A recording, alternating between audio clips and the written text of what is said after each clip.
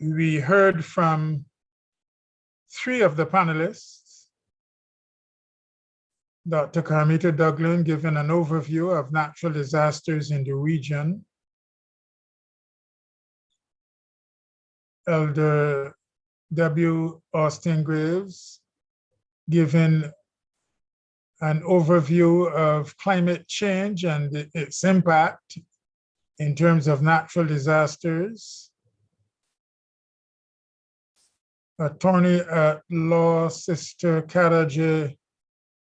Thomas, giving us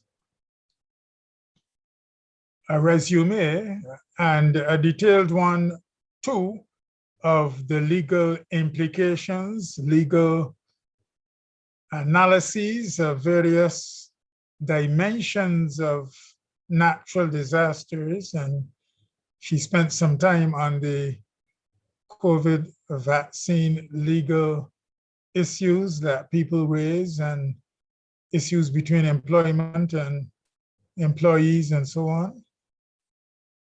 Then we went into a discussion because Elder Leacock, realizing the time was late, asked for an open up, selflessly gave way to the opening up of question and answer. And we had a rather vigorous discussion that seemed to lean more so to COVID vaccine than the other issues and other disasters and so on.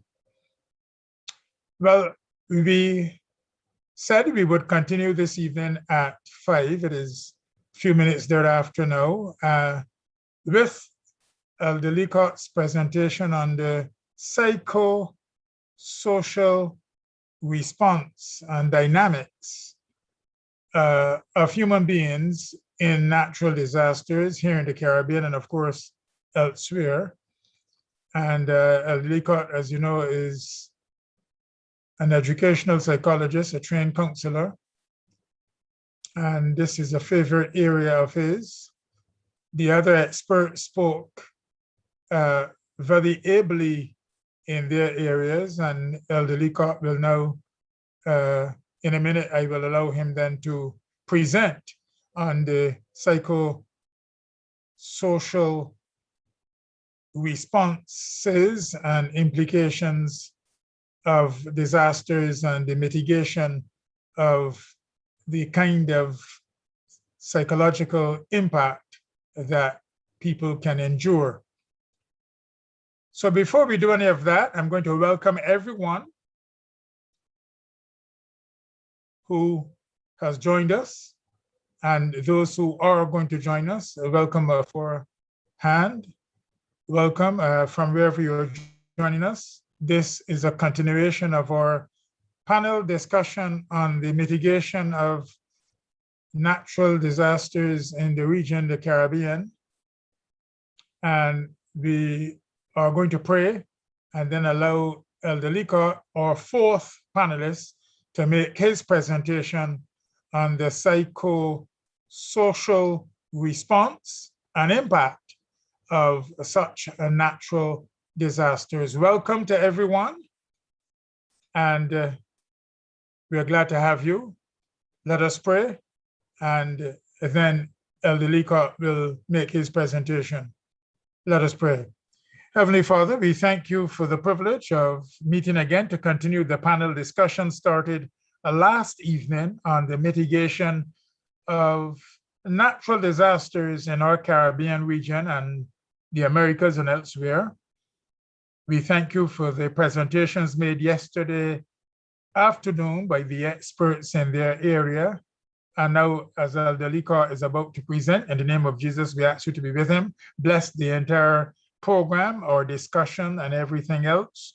And grant that we shall seek to analyze logically and truthfully and aim to gather information that will be helpful in our discussion. And we ask you now to be with Elder Leacock as he makes his presentation. We ask your blessing on the discussion, on the presentation, and on the program as a whole. In Jesus' name we pray with thanksgiving.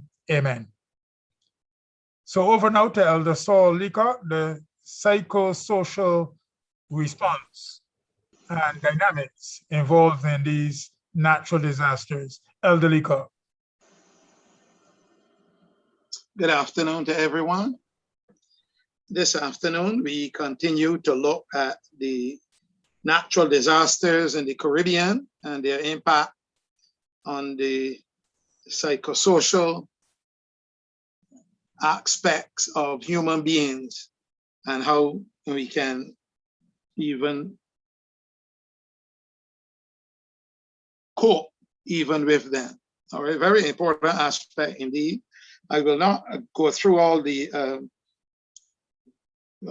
scholarly or the academic evidences and facts that have been presented. I will just share the impact when it comes to human beings, where the tire meets the road, how we deal with them, how we handle crises in general, and what we can do about them. Very important, natural disasters in the Caribbean.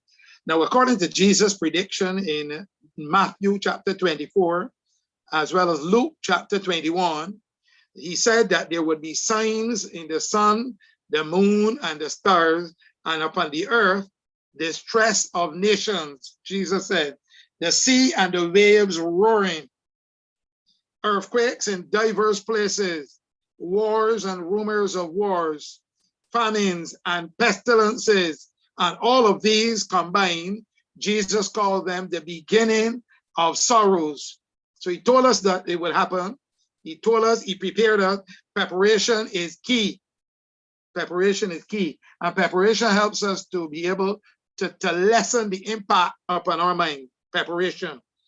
When you are prepared for something, if it's an accident, if you're prepared and you brace yourself, you're in a better position than those who are not prepared at all, who don't even know that an accident is about to occur.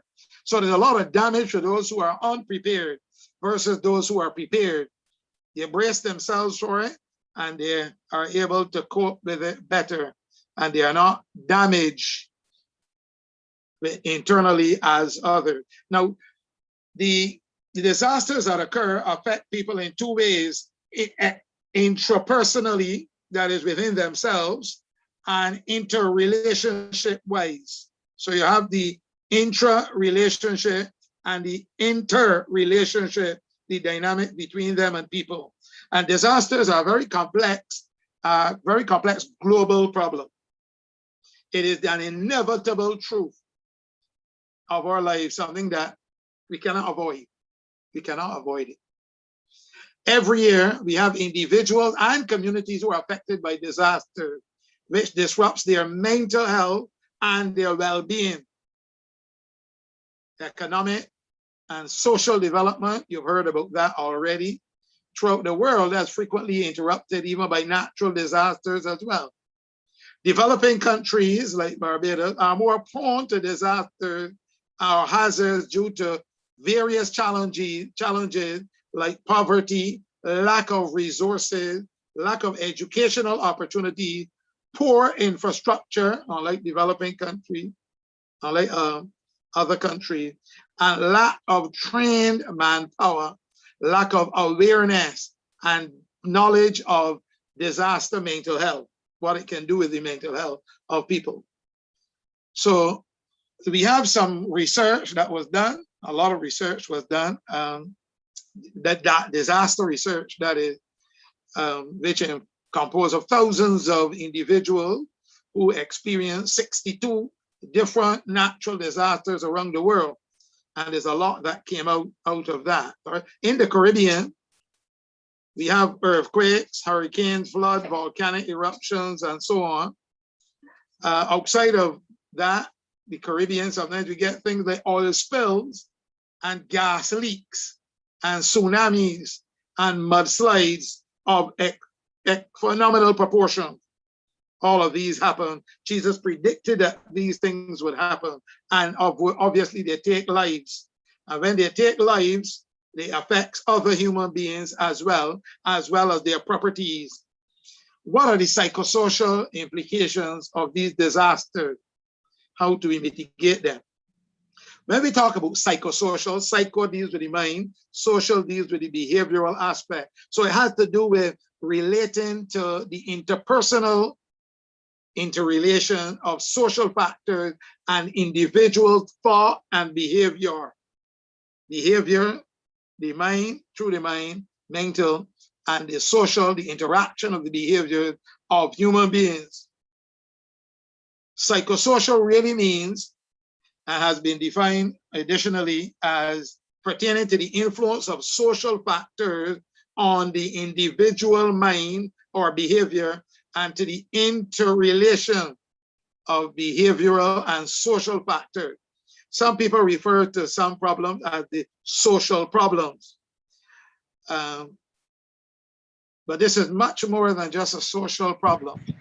The social problem has been defined as a problem that affects a significant number of people or a number of significant people. So when a problem affects a significant number of people or a number of significant people, it becomes a social problem. But this is much more than that. It is global in its nature. So it's affecting the entire world. Psychosocial problems refer to the difficulties that are faced even by adolescents in different areas of personal and social functioning. You know the challenges that adolescents have today? Staying inside, feeling bored, nothing to do. They have never stretched out their minds to think about ways and means of enjoying themselves other than being on social media. So they feel bored, they feel depressed, and there's a lot that comes with it. We come into that. Adolescents alone are vulnerable to psychosocial problems because of the physical and physiological changes that occur in their body, which in fact impacts on their mind during this developmental stage of their life. That's adolescence. And the examples we can give, impact is determined by certain psychosocial factors, like what? Social support. If they don't have social support, that is one set of problems. Loneliness. Most people don't need, I'm not talking about being alone, I'm talking about loneliness. That is really impactful on some people. It drives them even to commit suicide or to attempt suicide. Marital status is another challenge. Social disruption of their normal life, bereavement, grief, loss. Work environment is also impacted when it comes to people. A lot of people have been laid off, and that led to poverty in some areas, people not being able to make ends meet anymore or pay their bills, all of that. Social status has been impacted as well, and social integration because of curfews or lockdown. That has led to social disintegration, as it were. So there are other critical factors too, like spirituality, spiritual strength that enables people to be able to cope, spiritual strength and strong resilience. We are going to blow up these a little bit, but it has also to do with another factor, how people handle these crises when it comes to disaster. Strong personality types may be able to handle it better than those who are introverted and those who may not have the personality strength because of they don't have the personality type to be able to cope with crises when they occur. A simple crisis like the death of a loved one throws off people's mental and social balance in a crisis. They have lost a loved one, someone who was close to them. A past experience in dealing with crises is also a critical factor in dealing with disaster management as well. How people have handled past crises determines how they will handle this one. Some people have been driven to commit suicide. So what are examples of psychosocial intervention? I'm going to start with the intervention before I come back to some of the others. And that term is generally applied to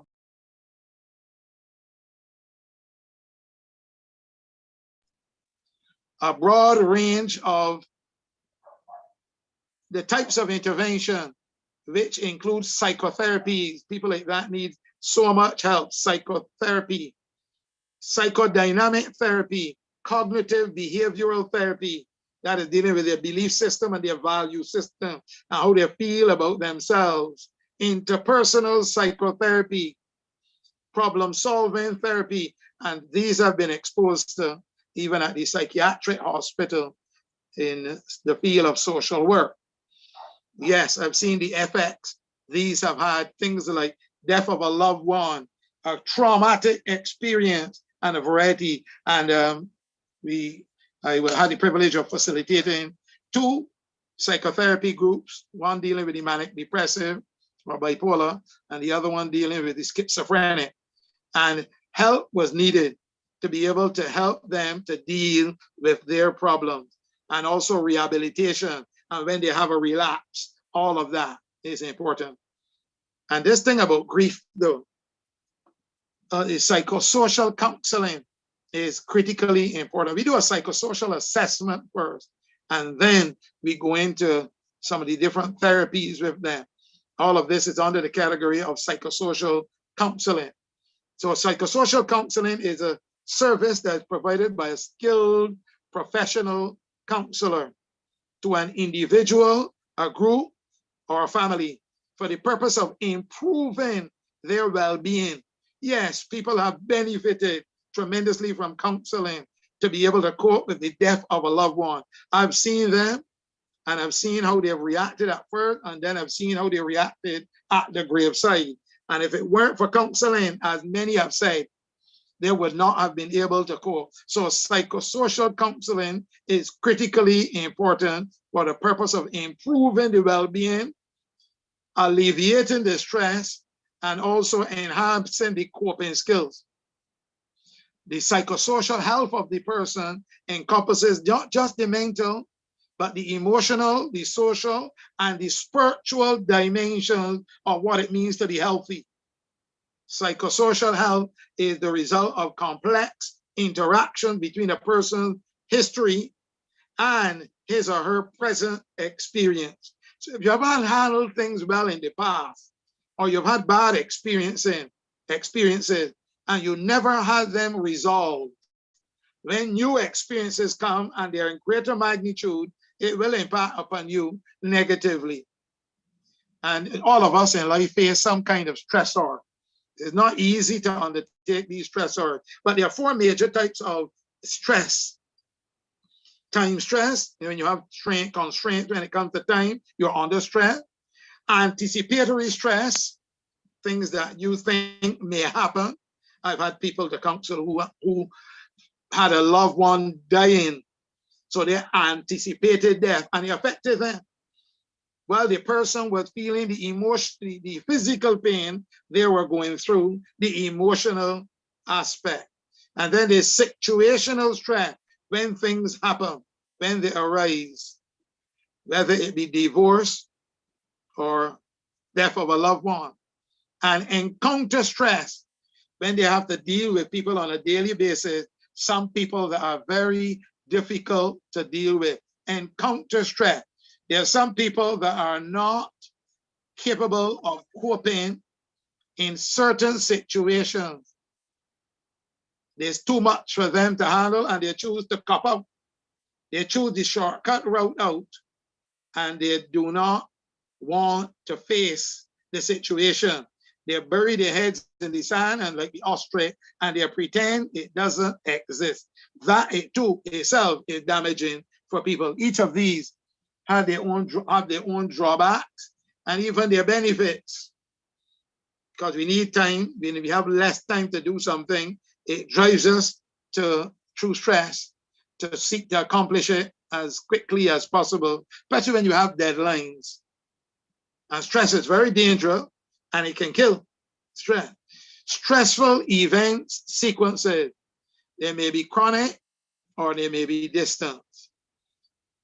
Now, all that we are talking about, they carry symptoms with them, symptoms of psychosocial stress, so that you can identify them when they occur because of a disaster that may occur. These are some of the psychological stresses and the emotional signs that you're stressed out.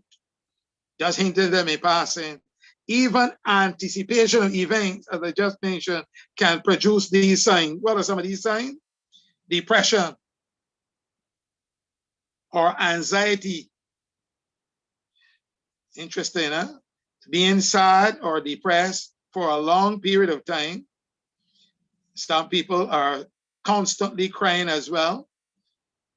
That goes a little deeper. Anxiety, when their hands are trembling, when they're sweaty in palm, their tight chest may be tight, or they may feel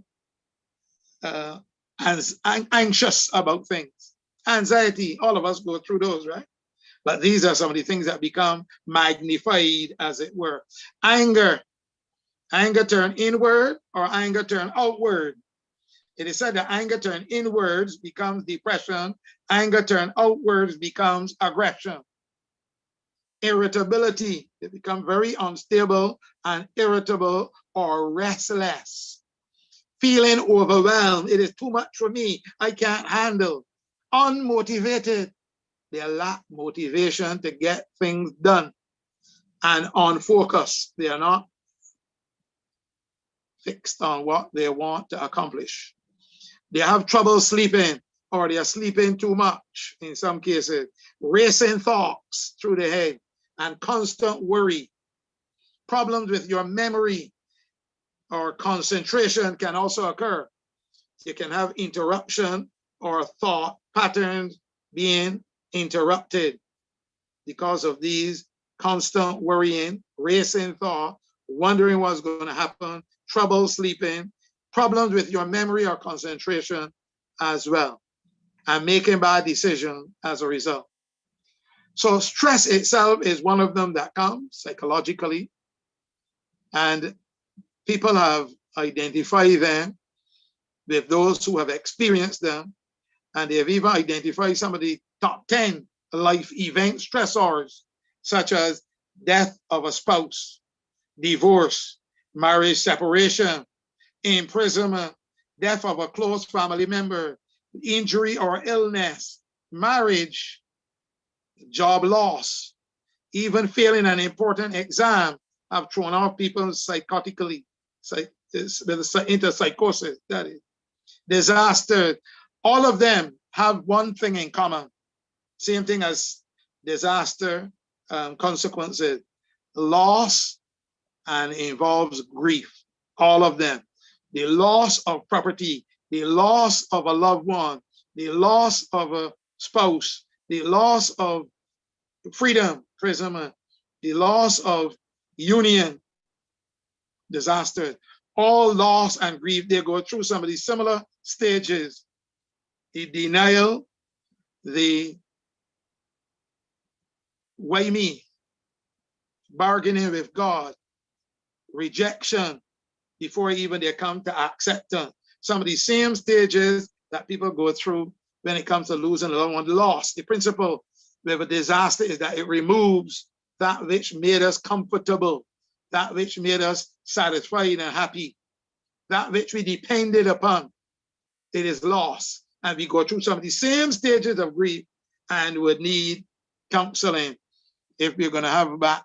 Some people have a strong resilience and they bounce back quickly, but others, they bear it for a long, long time. And if it interrupts your relationship with people, if it interrupts your daily activities, then you're going to need intervention. But what disasters cause is what creates these problems in this psychoses of people. The destruction, the damage, and the loss caused by a disaster can produce the same kind of response, as I just said, as grief and bereavement, as they also involve loss.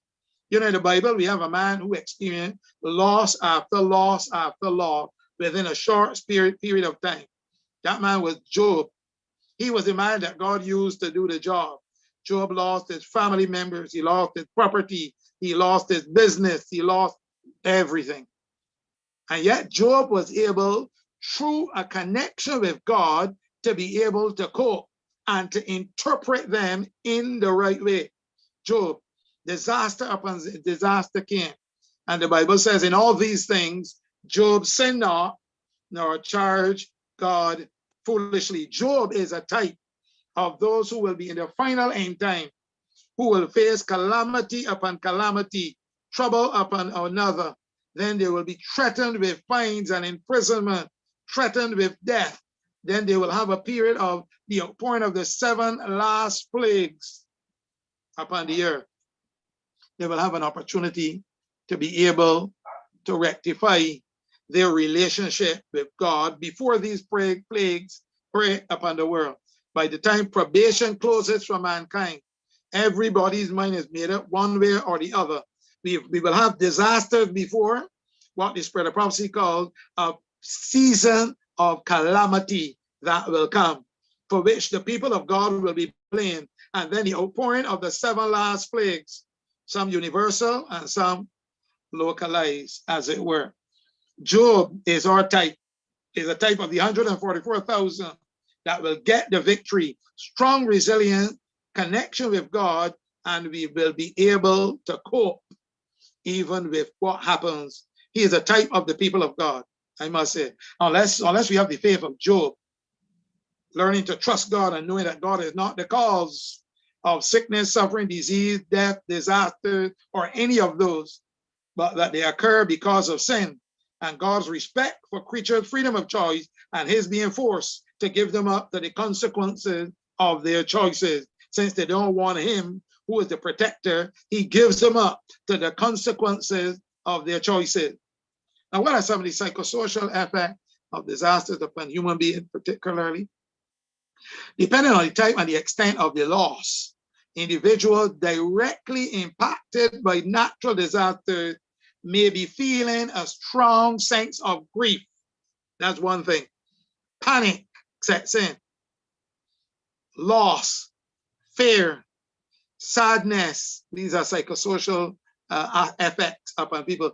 Difficulties, we mentioned it earlier, sleeping, and even something called guilt. Guilt because they hadn't prepared, they were not able to prepare, or they were blaming something, somebody, or even God for what surfaced to them. Serious. Emotional instability. People do get into conflict when there are disasters that occur. Conflict or even pandemic within the home. There's a lot of conflict, especially those who are raised in depressogenic environments, where there's a lot of cursing and quarreling and fighting and so on. Depressogenic environment. They don't cope well emotionally. They are emotionally unstable. Then there's a lot of stress reaction and trauma. Other psychological symptoms observed commonly after the disaster and other traumatic experiences as well. These psychological effects have a massive impact on the concerned individual and also on community. At that time, people are not thinking about helping others, they are thinking about themselves. So disruption, disaster not only disrupts the quality of life, but also creates a significant burden of mental health conditions on an individual and the community. So we need to have effective interventions should be given pre-disaster, peri-disaster, during disaster, that is, and post-disaster period, during those periods, to improve the adverse mental health effects of the disaster upon people. So the psychosocial education and clinical intervention are expected to provide better outcomes because of the integration of various effective measures. And this has to be considered by any government, community, or anything. Rehabilitation plans should be made in keeping in mind the cultural context of the community and the needs of the affected population, so that community is empowered in a holistic way to cope with future disasters. So disaster management is not only about getting light bulbs and batteries and all of those things. It's also about mental preparedness to be able to expect the shock rather than have to be shocked. You know, after a hurricane some time ago, where containers were blown all around the place, as well as big trucks and cars, some people came out of their homes, damaged, homes were completely damaged, That's within the Caribbean context. And some people came out shocked. They couldn't believe what they were seeing. And when you go into a spirit of shock, you don't feel certain things. You become numb. You are not hearing. We will show now in a minute. It even affects your taste. Things don't taste the same way. They don't smell the same way because you have been affected by what impacted you. For example, I know some people when they have to do an exam, for example, who lose their speech and need to be counseled to be able to get restoration. And that may be because of stresses from home and expectation. That itself, when you have to do a presentation and you are not sure and you are nervous and tense, it can affect your speech. Even the salivary gland go off from producing saliva so that you find yourself tattering. You don't know what to say. So even those little things can connect with each other. So disasters are mostly unpredictable. You hear what I just said? Unpredictable, which leaves the victims in a state of shock. And the victim tend to deny the loss and try to escape from reality. That's the extent to which it goes. So being in a denial state makes the victim more vulnerable to stress, anxiety, and other different maladaptive reactions as well. And home, when your homes are taken away from you, your home is a place which provides safety and security to the people. But when the unavoidable situation induced by disaster damage homes, properties, and other valuable assets, again, a situation of loss occurred. It leads to a feeling of insecurity in the victims. Death of a close one in the disaster leaves the victim in a state of insecurity as well, because the sense of love, attachment, and belongingness is deprived. There were various factors which lead to the psychological vulnerabilities of sufferers, such as the displacement of families. Families are displaced. Death of a loved one, critical, as small as it may seem. A mother being lost, or a father in a flood. Economic loss and environmental loss, you've heard about those before. And the lack of mental preparedness for disaster, disruption in the family bond as well. Lack of social support and negative coping skills. So when we talk about these psychological effects of disaster, they are more drastic among children, women, and dependent elderly population. So after any sudden disaster or chronic disaster, they become the most vulnerable population. So we call them the most vulnerable population. They have special needs that need to be taken care of. And there are various behavioral, psychological, and emotional issues and instabilities observed in older children and adolescents after disaster. You know that if adults have difficulty dealing with these things, how about the children? It impacts on them greater. The psychological impact on children due to disaster can be in the form of post-traumatic stress disorder, which can last several years. Depression, we mentioned that before, emotional and sleep disorder as well. Resilience. When we had the disaster of the volcano that erupted in Montserrat, and God always sent a message beforehand to warn people before things happen. Before the flood, God sent Noah to walk. Surely the people of Montserrat would have had a warning even before its destruction. But resilience, being able to bounce back strong, is critical. Resilience plays a vital role and acts as an effective measure, and most affected individuals recover with time. Time is not time that heals, it is help during that time. Time never heals. It is help that is given or the action that is taken during the period of time. They recover with time with the help of effective post-intervention technique and their individual strengths as well. So in some cases, recovery is incomplete, leading to a number of persistent psychotic symptoms, which are often severe in nature. But post-traumatic stress disorder is the most frequently encountered along with anxiety, depression, and other behavioral and psychological abnormality. All right. So unnecessary fear can create this problem and even affect the physiology of the stomach and the body. Hopelessness. When all is gone, they feel hopeless, helpless, worthless. And helplessness is a serious thing.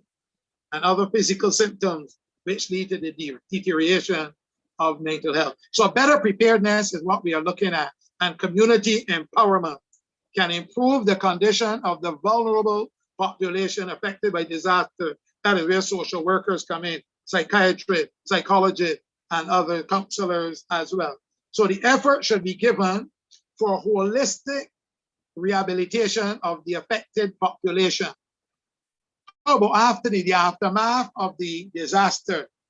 The aftermath of a disaster has a significant impact on the socio-economic and mental state of the victim. Apart from the government intervention, which focuses on socio-economic conditions, psychosocial intervention have to be emphasized as well. It comprises of the acceptance of coping skills.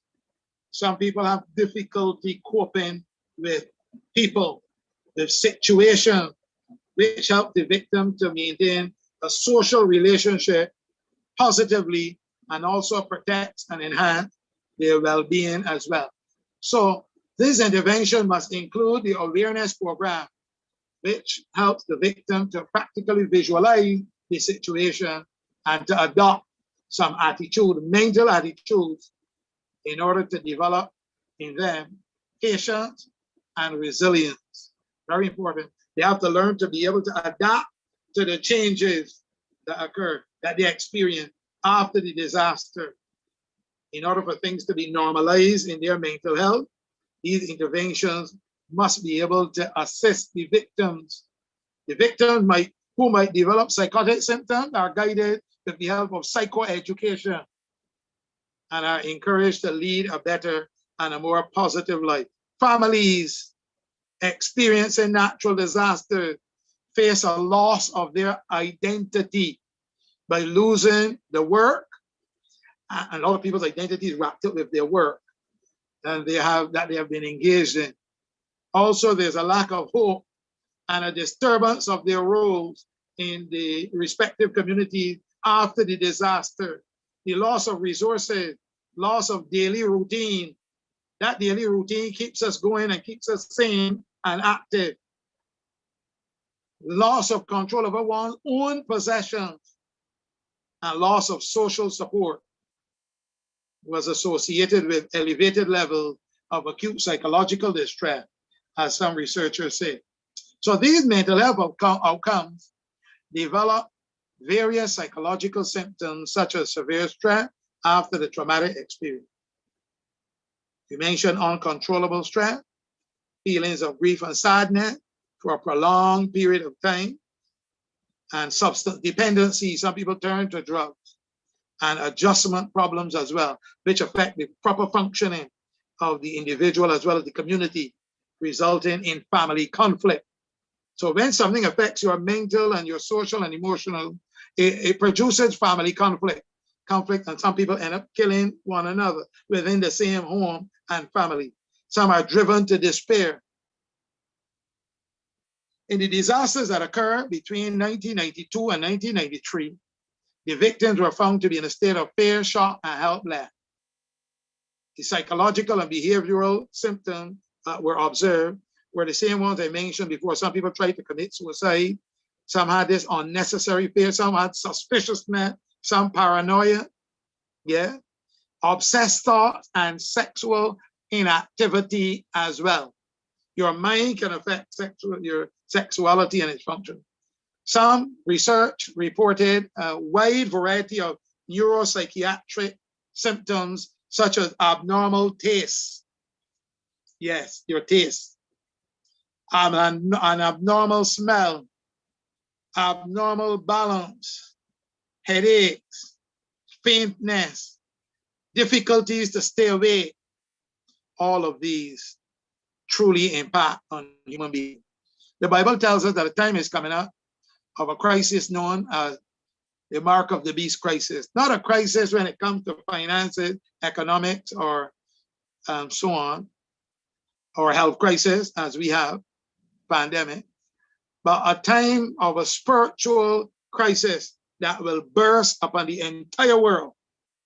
We've had economic crises, inflation, and so on. We've had health crisis, and some people are not coping well with that either. But there's a day coming called the mark of the beast crisis, a period of time, a religious crisis, and that is where people will not be able to cope. They will be forced to make decisions that they don't want to make.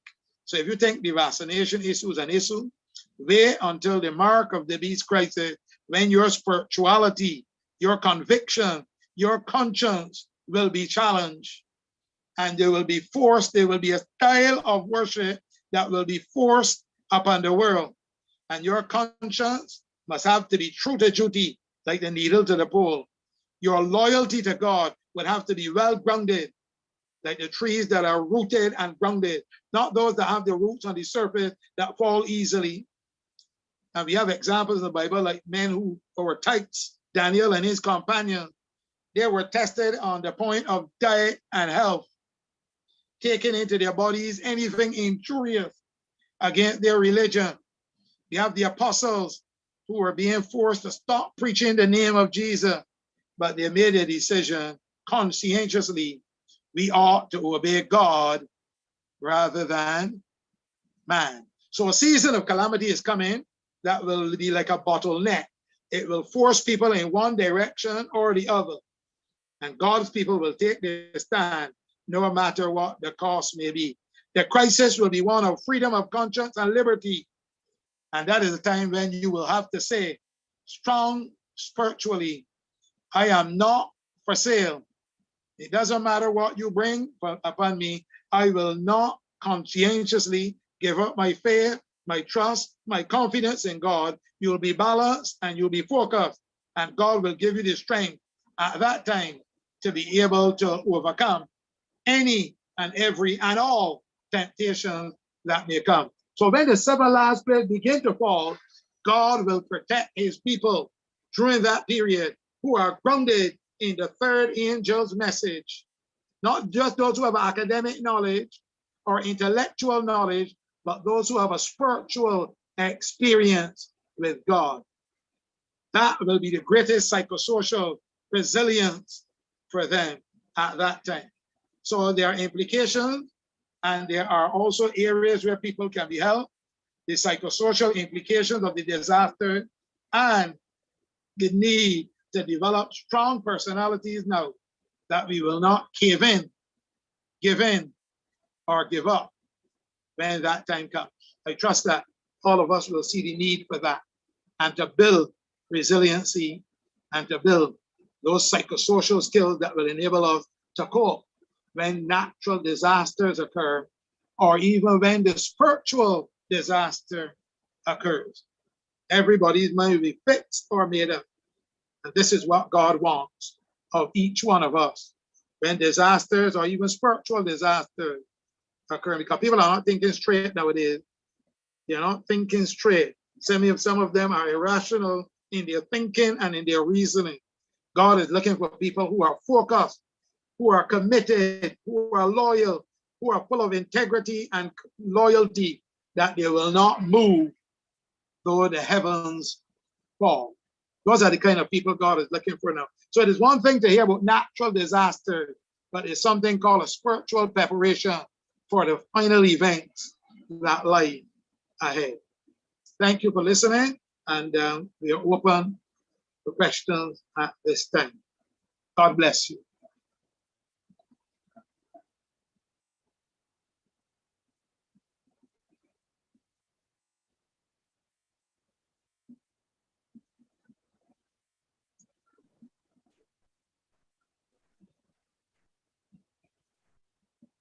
We thank Leacock very much for that presentation.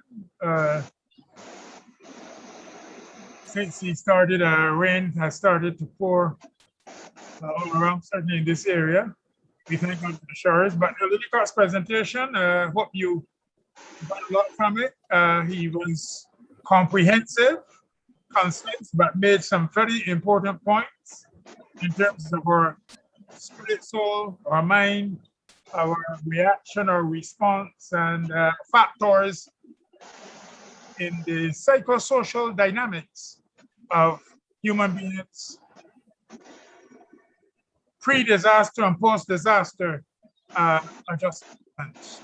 Thank you, Leacock, as well as we thank You're all the welcome. other presenters already yesterday. Thanks very much. So we had 4 very good presentations, and Brother Saul crowned it all off with his presentation. And we now have time for discussion on these points: psychosocial dynamics, climate change, the overview, and the legal aspects. And someone asked me to ask about, in terms of legal issues, what insurance companies call an act of God if a disaster strikes you and they may not want to compensate in certain areas, such as once told me a breadfruit broke his windscreen while parked under a breadfruit tree, and he was told it was an act of God. And I don't know if he had, what kind of insurance he had, but he had to struggle to get anything. So if Sister Kara J is with us and she wants to address that for us, people ask what do insurance companies mean by a particular incident is an act of God, and what rights would the individual have to try to get any compensation? If she says she can address that for us. Okay. Odell, I've been told Sister Tia Odell will address that for us then. Sister Tia Odell, you can address that question: insurance companies and what they call acts of God in certain disasters, the rights of the individual, the legality, what it means, and so on. Sister Tia Atwell, who's an attorney at law and who actually works in insurance company. Sister Tia Atwell, go ahead then for us then.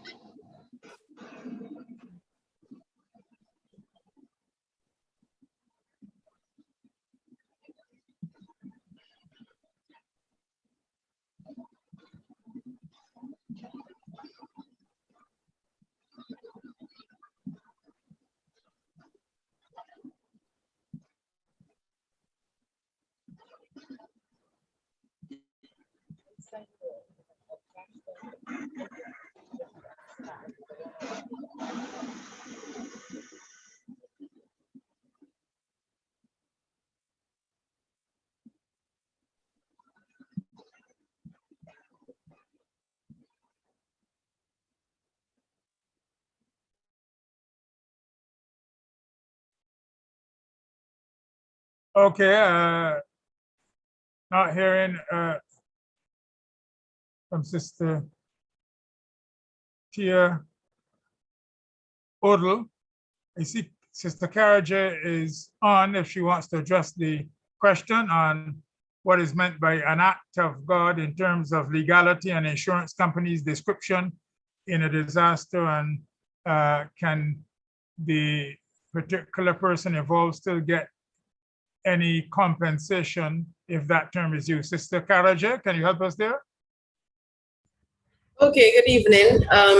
Tia would have been probably able to give a more elaborate explanation because that is right up her street. But generally, it depends on your coverage. So it might be reason why the person did not get compensation very well would have had to do with the type of coverage they had. And insurance companies and other institutions describe acts of God to include hurricanes, flooding, tornadoes, earthquakes. They usually give the definition in the policies. Natural disasters generally, we don't call these things acts of God, but these things they refer to as acts of God. And also it could include, let's say, a tree falling on your property as a result of a natural disaster. So why they may have been prevented from getting compensation could have been the type of policy or the coverage included in that policy.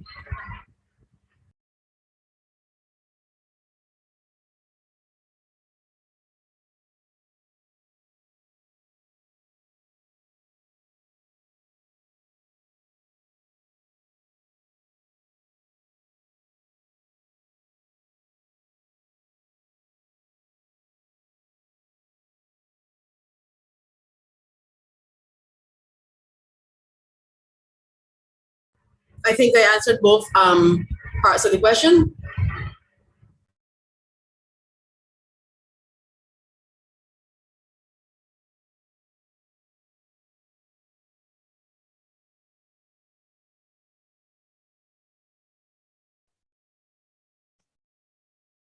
Okay, sorry. Thank you, Sister Karaja. A question here, another question for you. Thank you for the brief, comprehensive answer there on Act of God. A question here for you, Sister Karaja. As an employee, what are the legal implications of refusing to take the vaccine? As an employee, what are the legal implications of refusing, of an employee refusing to take the vaccine in an organization of employment? What would be the legal implications? Okay, so yesterday we took consideration to some scenarios where already employers are demanding that, requiring employees to take the vaccine. You're hearing me? Yes, yes. Okay. Or to get the test every 2 weeks or every week, as the case may be. And we're seeing now different reports coming up from employers here in Barbados as well, being shared around, requiring the same. And it might very well be that at some point they might just require the vaccine alone and not allow you the option of taking the test every week or every 2 weeks. So quite blankly, and the employer can fire you if they choose to. The truth is you can seek to get a court or the employment tribunal to rule whether or not it was unfair dismissal. But then you're fired and you probably will remain unemployed, at least by that employer or establishment, until the case comes up and is ruled in your favor, or as the case may be. So yes, you can be fired, because an employer can just fire you, whether it's right or wrong, they can fire you. And then you would need them to fight that legally. But in the meantime, you're either unemployed or not employed by them anymore and would need to wait until a ruling in your favor or otherwise. So the biggest real implication would be that you can lose your job.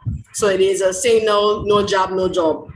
What employers are encouraged to do, though, is instead of jumping to firing persons, is seek to accommodate people as far as possible, especially persons with health concerns and health conditions.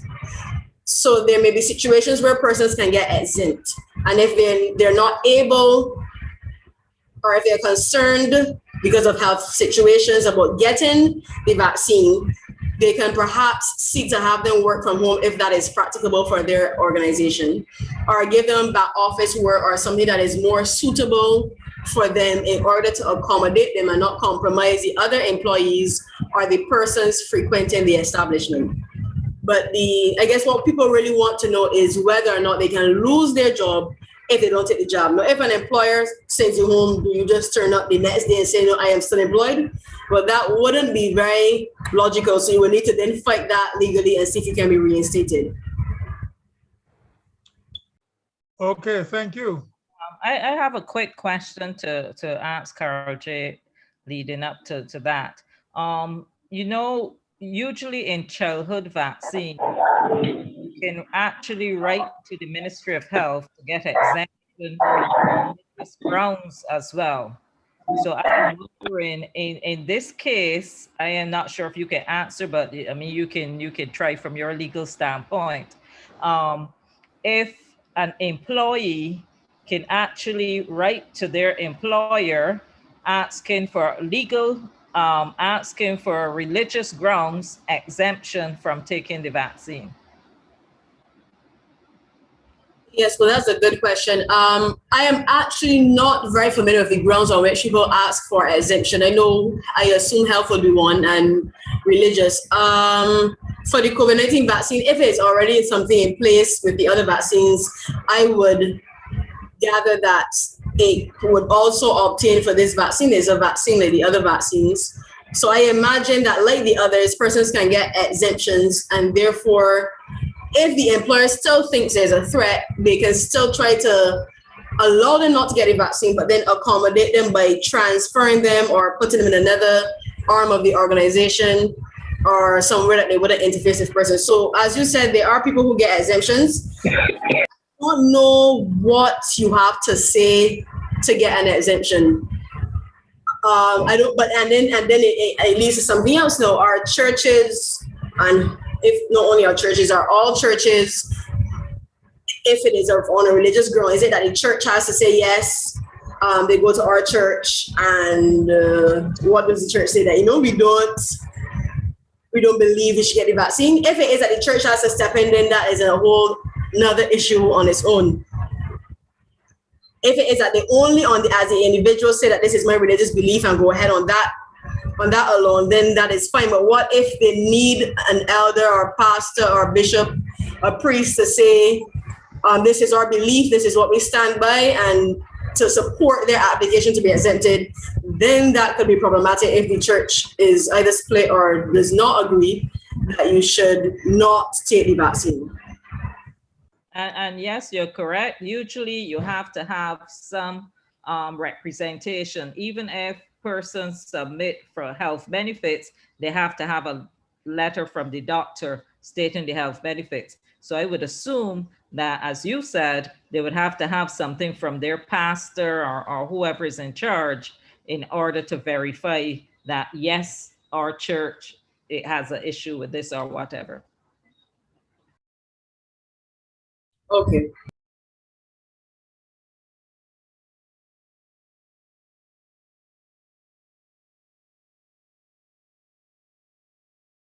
Hello? Hello? Speak. Good. Well, I have somewhat of a similar question, but I wanted it answered from the medical, apart from the legal, which you just answered, from the medical or public health perspective, and the ecclesiastical or biblical perspective. And the question was, or is, has a citizen or Christian the right to refuse a COVID injection according to the dictates of his or her conscience? Please answer from a medical or public health or public health, legal and or constitutional and medical perspectives.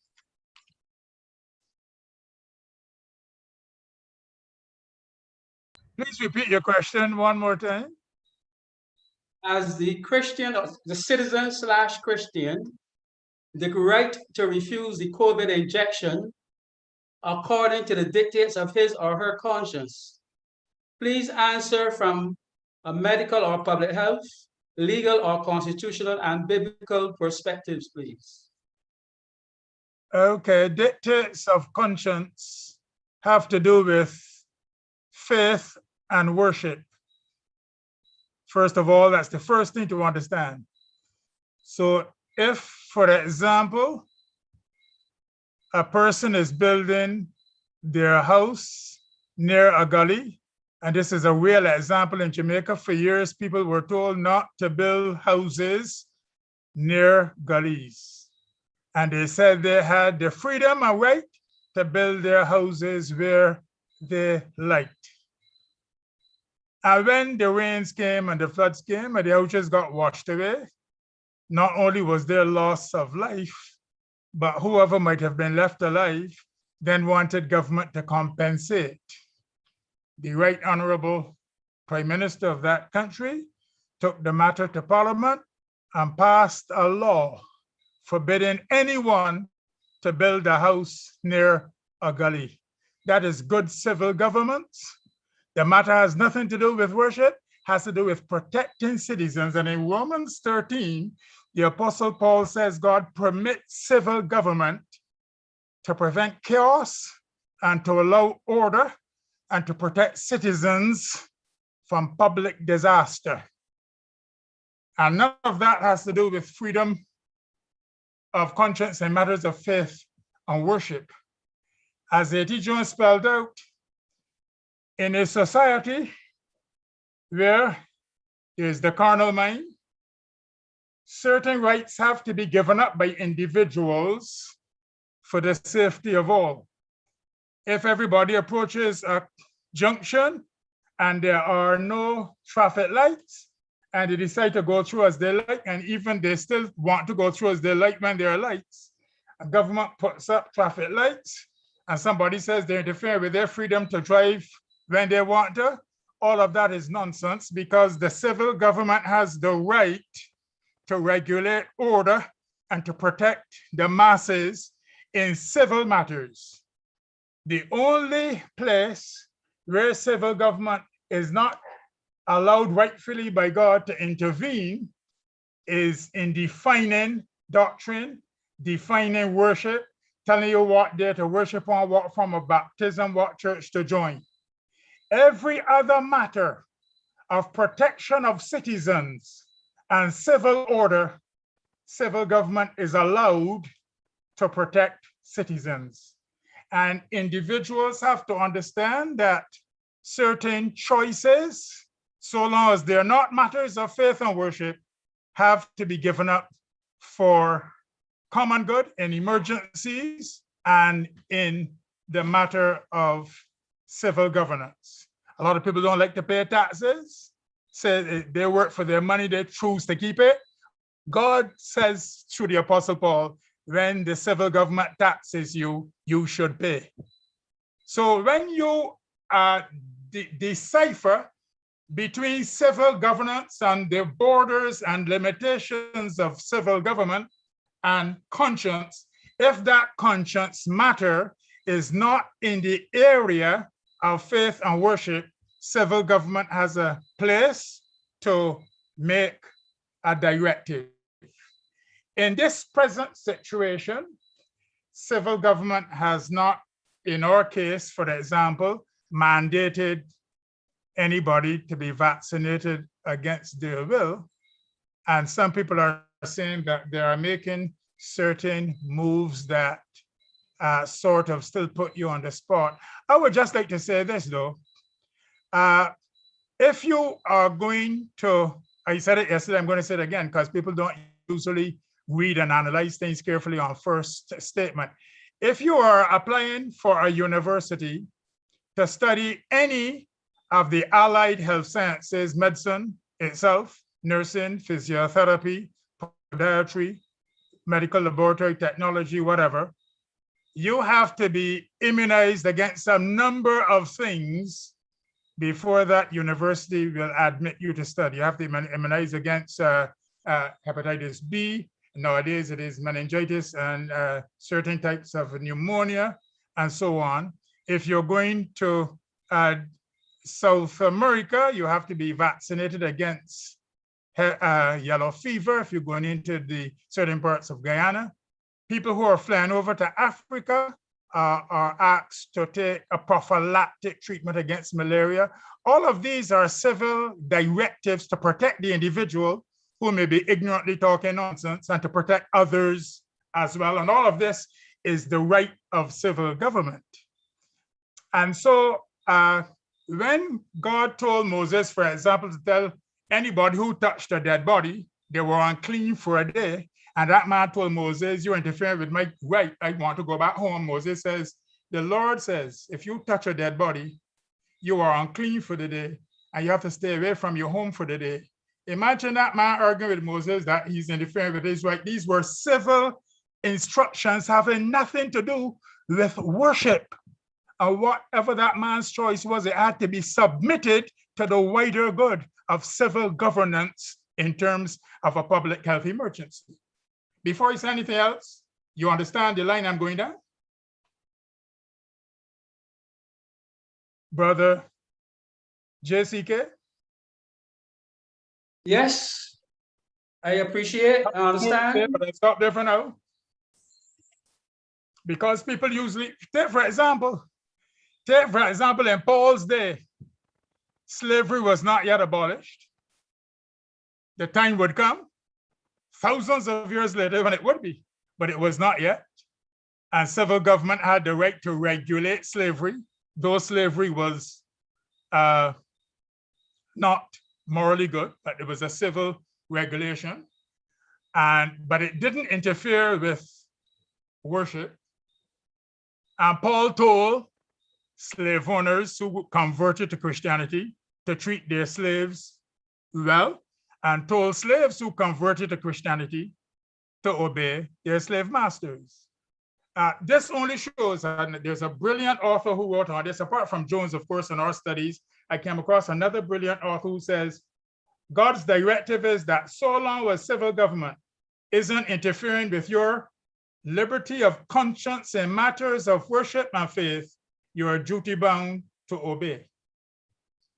So if an employer has 200 people employed and he knows that this pandemic can threaten the safety, the livelihood, the actual life of employees.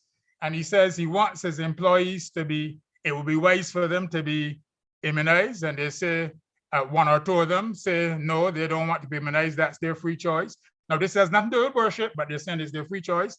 And he says, okay, if that's your free choice, but therefore, for me to make sure that the area is safe, you will have to be tested every week. And if they turn around and say, well, I don't want to be tested and I don't want to be immunized, that is my business. He says, well, if that is your business and you're taking it that way, I cannot allow you to work here and jeopardize the rest. And that employer is right.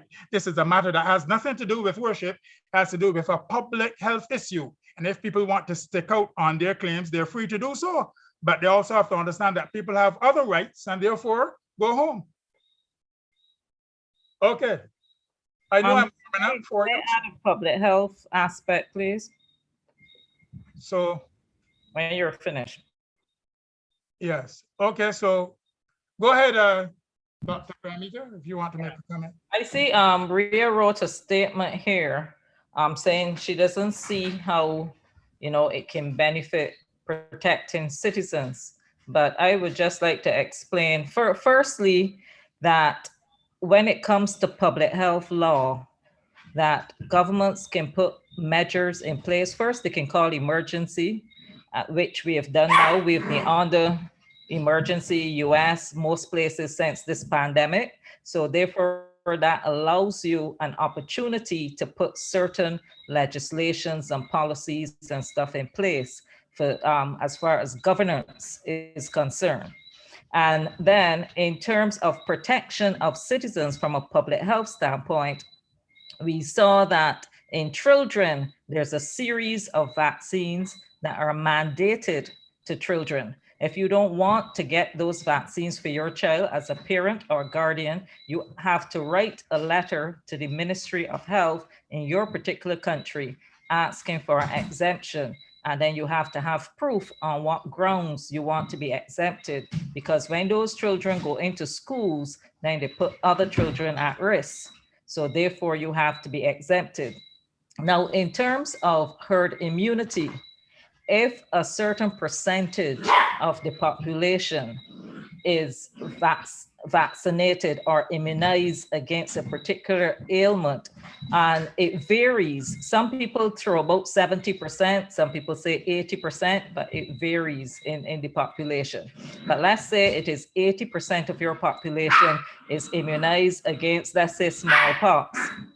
Then the other 20% becomes automatically protected because of the herd immunity, because enough of your population is immunized to offer protection for the entire country.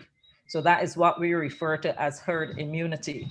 So vaccinating people and people agreeing to vaccinations will also benefit other persons. All right. So I just wanted to make that clear, but the vaccination itself can also protect either spread to some extent or infection to some extent. It is not 100%, but it helps to protect as well. So I just wanted to clarify that in terms of mandating. So the government is allowed to mandate vaccination, to mandate certain things if they think that by doing it, it helps to protect society. And if they think by not doing it, you're injuring society. So that is how public health laws came into place from as early as the Moyne Commission, coming right down to today.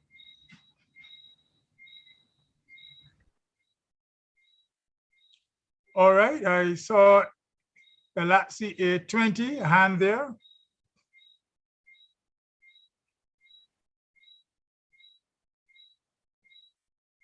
Wayne McQueen had his hand up for a while. Before Galaxy A20? Yes. Oh, I'm sorry, Brother Wayne McLean, go ahead.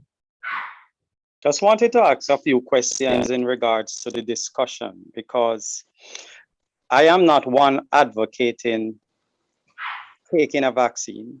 So I just want to be clear on a few things.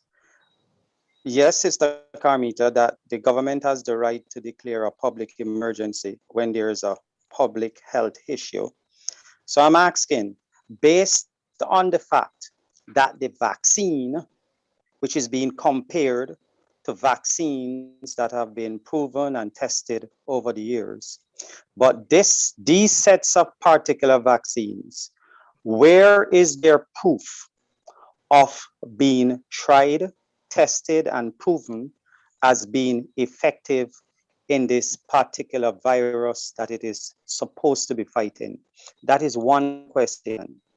Another question is, how can we be sure that when you are vaccinated, you still cannot contract the virus because the vaccine is not a proven, tested vaccine that shows that you definitely cannot ever contract the virus, although since you have taken the vaccine? That's another question. And then my final question is,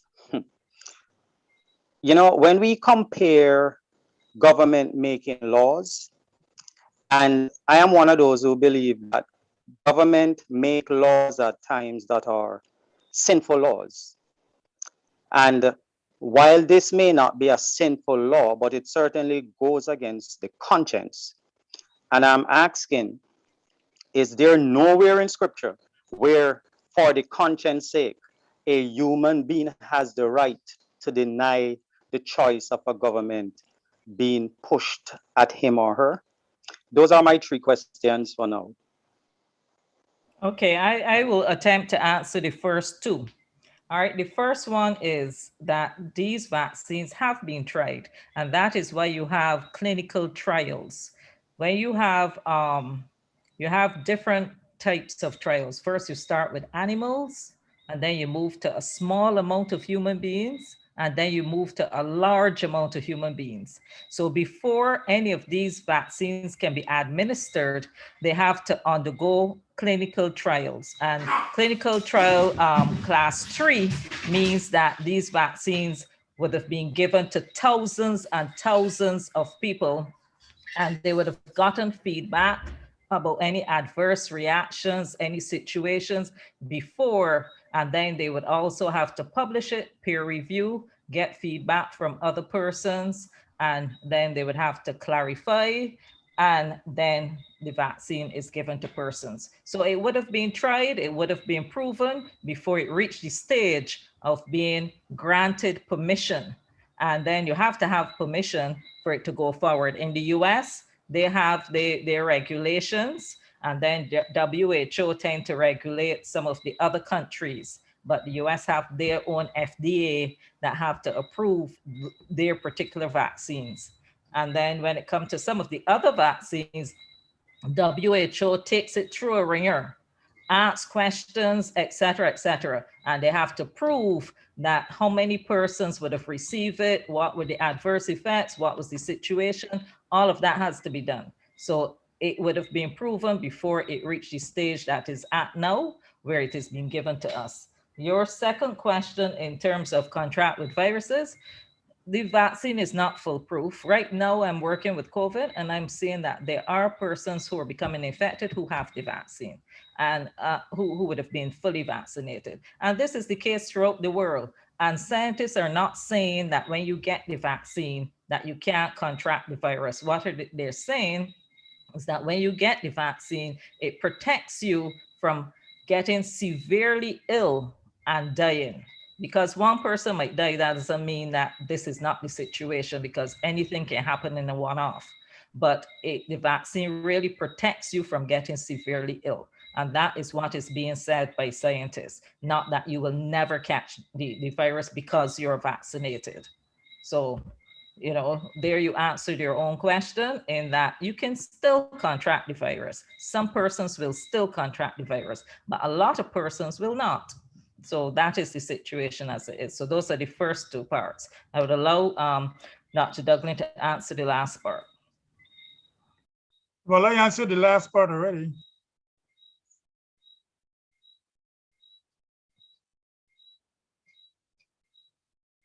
So we move on to Galaxy A20.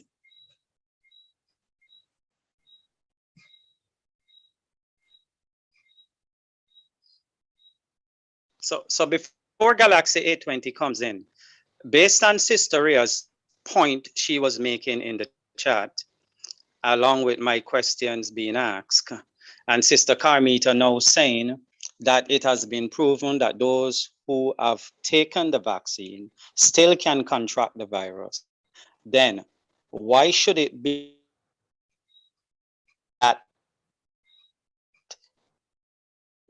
if you are environment, you still on if you are vaccinated? Let me use the word food.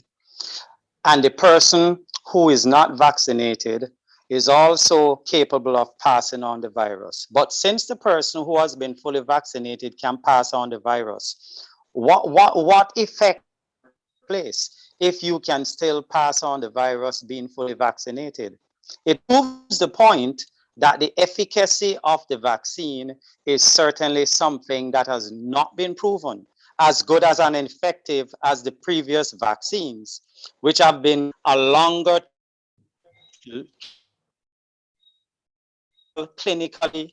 And tell me, has it been proven that previous vaccines have fallen short of the duty they are supposed to perform in terms of if you are receive a shot for malaria, if you receive a shot for whatever purpose the vaccine serves in previous vaccinations? Have those vaccinations not ever been effective in, for example, to catch malaria again, even if you had the vaccine for malaria? All right. Wayne, you're missing some very severe points here. Now, one point that I said that the vaccine prevents severity of the disease. So therefore, if you would be vaccinated and you have a common cold, you cough and sneeze, and then in another week you're better and you move on, would you prefer that to you catch the virus and you're in bed, you have to, you know, go through all types of severe problems, be hospitalized in intensive care, and it might take you a month, 2 months to recover, or you might never even recover. So that is the difference between the two.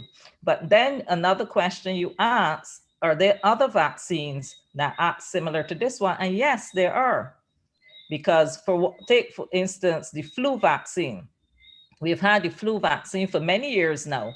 It's not a big thing in Barbados, but when I went to Canada, I had a flu vaccine, and all of the healthcare workers had to have that flu vaccine once you're working in healthcare.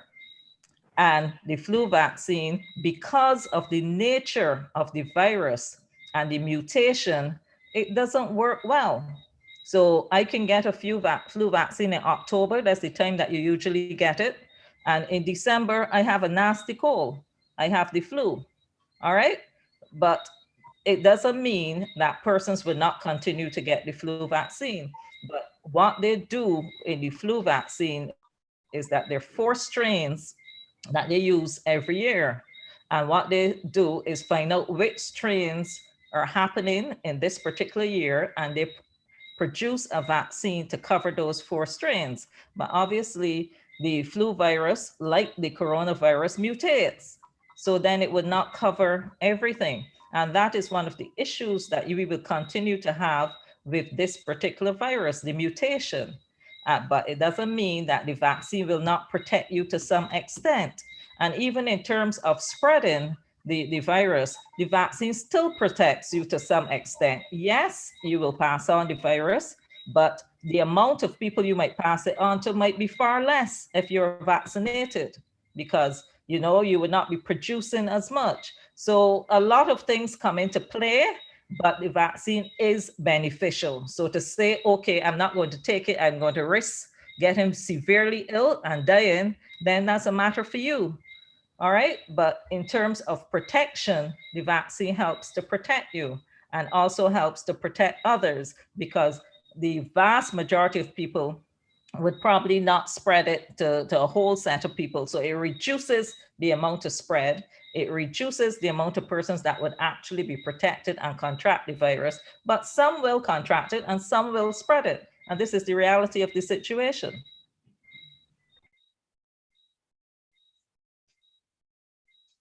Thank you. Hello? Galaxy A20 was next. I'm trying to get the order. Galaxy A20, I see a hand there. No response. Sun tab 7, I see a hand there. Hi, good afternoon. Good afternoon.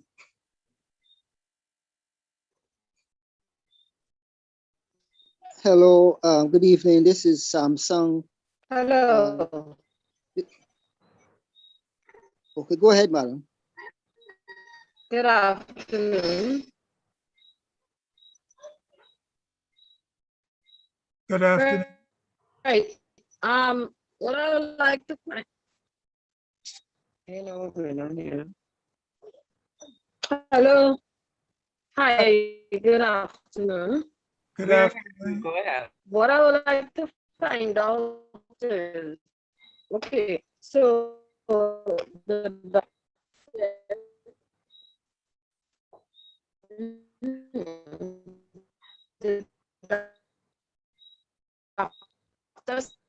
said that it was tested, went through the stages. First is animal, then the humans, right? A small portion there.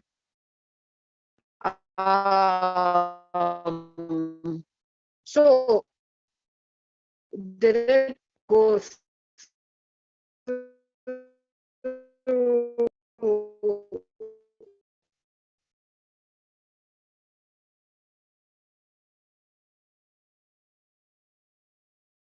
Your mic is muted.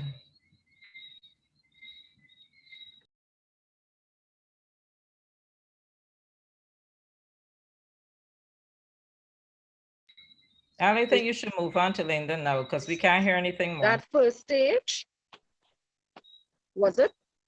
I'm asking. Hello? We're not understanding what you're asking because your mic was muted and it was breaking up. So I really didn't hear the question properly.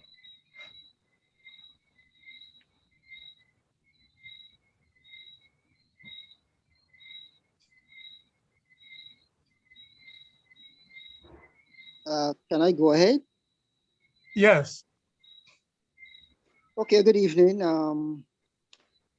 My question is for, I believe, Sister Carmita.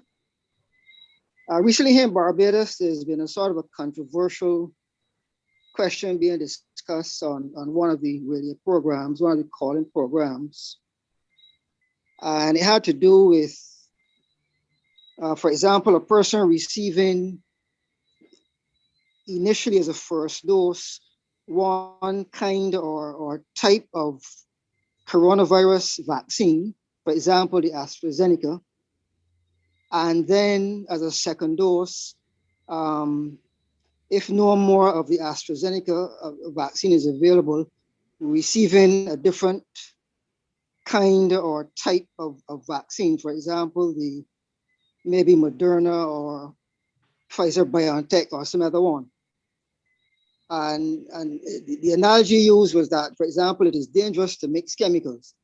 If you were cleaning your own home, it would not be advisable, let's say, to mix bleach with Dettol. Would that same principle be applicable to the quote unquote mixing of different kinds or types of the coronavirus vaccine? What are your thoughts? Yeah, I would say no, it's not the same thing. But here in Barbados, as far as possible, we really don't mix. We give the same, whatever you get in your first dose. What they do is they save the half of the vaccines for the second dose. So if you would have gotten AstraZeneca, right now, they have AstraZeneca waiting for you to go and get your AstraZeneca.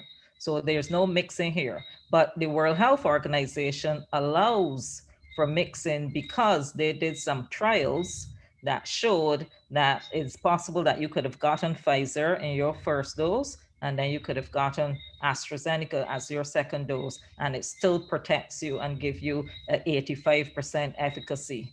So they did not see a problem with that. But here we do not do that. We make sure that whatever you get as your first, you get as your second. I don't know if later down the road something might change, but for now, that's it. But in other words, too, you don't just mix for mixing's sake. It has to be trialed first and agreed on by WHO or in terms of the US CDC or wherever before they can do it. They don't just decide, okay, we run out of a particular vaccine, so here you can get this other one. It isn't done like that. There's always a trial first. Okay, thank you.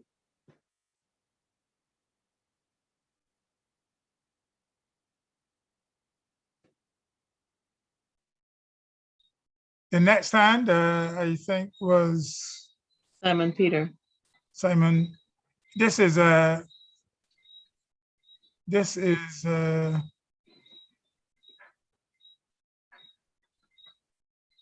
what's Simon's usual surname? I don't know. It said Simon Peter. So yes. You're mixing up Simon St. Martha with Simon Peter. Simon St. Martha is the brother that comes to church with us. Isn't this person Simon Mac? No, Same guy. Same guy. Same guy. He died. No, No. He's Simon who comes to church with us. Yeah. Oh, okay. It's St. Martha? Yeah, this is St. That's Mark. right. Oh. Go ahead, St. Mark. Good evening, everyone. Good evening. My question is directed to Brother Austin. Okay. In his presentation yesterday, during the last part, he linked the plagues with climate change. I would like him to elaborate for me a little further on what he was talking about. Thank you for the question. Now, you would notice that I would have dealt with the fourth plague, particularly with the sun scorching men. And I made it clear that God one is not arbitrary, and all the plagues actually are a result of human behavior. And particularly the one with the sun brings it more into stark relief. And I did say at the same time that the sun is not getting any hotter right now. What is happening is that now and forward, because of human activity and the destruction of the ozone layer, that body of gas that surrounds the planet, you would think it's just above there, but as it were, it was initially on the planet, but it is there in a concentrated form. It was placed in a concentrated form to protect the infrared rays from the sun coming directly onto the Earth's surface and creating significant problems. So my thrust was that the plagues will effectively be a result of human behavior, and especially as it relates to the sun, which I saw is a center of our galaxy, the impact and the effects of what we have been doing over the years will cause that mass of ozone, that gas, to be destroyed. And as a result, I understand that it means then that the impact on human beings at this time, when in actual fact, God's complete presence has been pushed away, it will even be more insignificant as we go down to that particular time. So that is exactly what I am seeking to get over.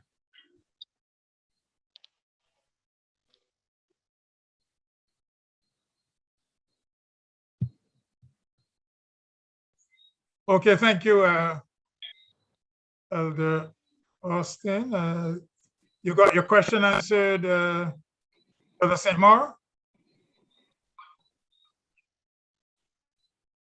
I don't really agree on what he said completely, because I think it's a direct decree coming from God saying that the power was given to the sun to scorch men. But I see an angle in what he's saying, but it's not fully to me. The God message, Brother St. Maur, and mechanisms of destruction? Yes, I understand that, but I mean, power was given also to it to scorch. What is meant by power being given to the sun to scorch? God letting go and then the sun taking control and fully destroying. So you're thinking that I am saying, or matter of fact, you seem to be suggesting that God empowers the sun to do exactly that style of work. What I'm simply saying is somewhat like what you were saying, but not that same vein.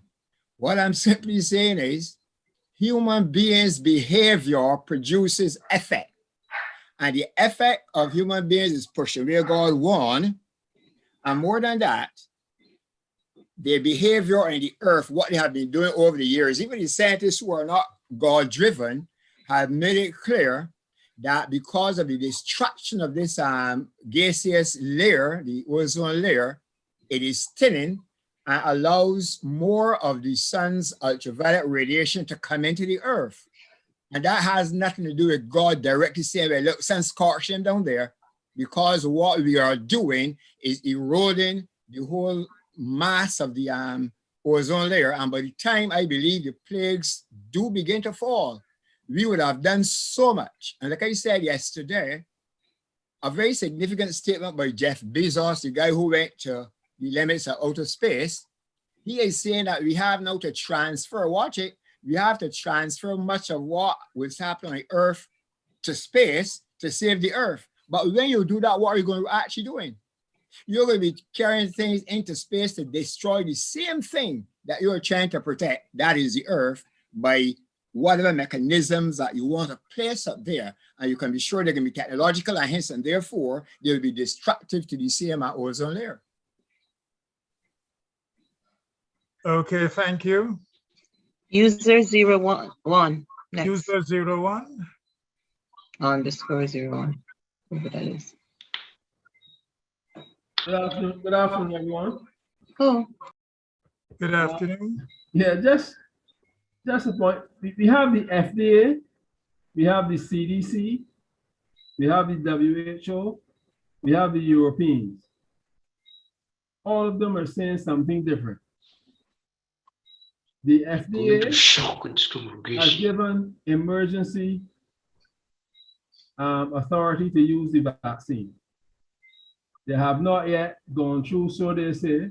They're still, the standard review is not yet completed. So they have not yet said that what we are taking is, they have not gone through all the data, and therefore they have not recommended these things yet as a vaccine. They have given emergency, that's my understanding, they've given emergency authorization. Book of Revelation. The CDC and the WHO, they have their own particular, the WHO says that you can mix the vaccines, the FDA says that they would not recommend mixing the vaccines. So you have some messages coming from these established organizations who are dealing with this whole issue that to me is creating confusion. Then you have the EU saying that the AstraZeneca vaccine that has been produced in India, they do not accept it in the EU. And therefore, they would only accept certain types of vaccines that have been approved by the FDA, because in India has not allowed a proper inspection of their facilities by their representatives. So you have this whole approach and this whole talk about these vaccines and so on. I do not see persons pushing as a government and as health institutions and those who are in these particular organizations. They are not pushing building your immune system to assist in this whole fight. They're pushing a particular vaccine to deal with a specific problem. And then what is happening is that everybody still eating as they like, doing as they like, and expect that these vaccines somehow will create a miracle. So you have a lot of people in Barbados who might have non-communicable diseases. We do not know yet if the vaccines, if they catch the virus again with the vaccine, although they have been vaccinated, if they will suffer the same plight as if they were not vaccinated. Because in Barbados so far, the virus has now begun to revive itself again. And it's my understanding that presently the government said today, this is what the government said. The government said that they have only found variants in people coming in, but they have not sent the blood tests for any persons in Barbados who are Barbadians who have contracted the virus. They have not sent it yet to determine what type of virus it is, what type of variant it is. And then the guy from Canada said, well, look, we asked you and we told you that we will assist you in testing any testing regimen that you put in place to determine whether or not the variant is presently among the population in Barbados or not. So you're getting a lot of confusing. The thought is the virus will stop you from dying. The vaccine will stop you from dying if you catch the virus. Then there's not enough data, there's not enough records, there's not enough scientific data available, because it's all muddled up and mismatched, and there are problems. Some people are saying in the United States of America, many people who had the vaccine, 2 doses, they're still catching the virus. Some people say that they're not as sick. Some people say they're sick, and you're not being able to have studies that are being published to give the accurate information as to what exactly is being done in the marketplace. I have serious problems, and therefore people are going to become suspicious, and they're going to wonder if something is happening and somebody is hiding something from them. Because in Barbados, there's no studies so far as I know, that comes out and say, we have so many people with this vaccine. So many people have the variants, because they haven't sent the test or the test yet to determine what the kind of level of variants that are present in the country. So there's this hit and miss approach, and this approach that seems rather callous to me, because scientific, if you are applying science, then you have to apply science, and you have to apply research. You have to give people data. And I don't find that it is coming, and I find that the messaging in all these organizations is not the same message. How are you going to treat to that issue specifically as health professionals in an environment where different people are saying different things? Different people have not assessed all the data yet, and all the vaccines that you've spoken of before, there apparently was a long enough time for persons to actually examine the effect of the vaccination on the community and write papers and have discussions as to what are the true effects. You don't have that presently with COVID. So so people are lost, people are concerned, and people are not sure. And it leads to hesitancy and it leads to problems. But nobody is pushing diet as a solution. And those are the comments that I'm making. So I would like to hear the response. Yeah, Brother Peter, you shouldn't really be on this forum saying nobody's pushing diet. I hear Dr. Dublin push diet every time and all the time, all over the airwaves and on this platform. So if you're saying other people in the country, maybe you should say that. Anyway. No, but Camila, I'm talking about government officials. Yeah, but I'm talking about persons who are. When you say nobody, you can't say nobody. All Well, right. well, when I say nobody, I talking about persons who. Well, but Douglas would push it. One or two people might listen, but there is no governmental institution, no authority in the health sector is pushing diet or pushing health and pushing the whole concept of the immune system as a support system for this problem. Nobody. But you can't say that either, because what you don't know, you shouldn't say. Well, right? I don't hear them. Right. Right. That's better to say that you don't hear them. That's important. But don't say that nobody's pushing it. The other thing you mentioned about variants, things follow a sequence. All right. So it is not correct to say that they're not testing for variants. They're not sending anything anywhere.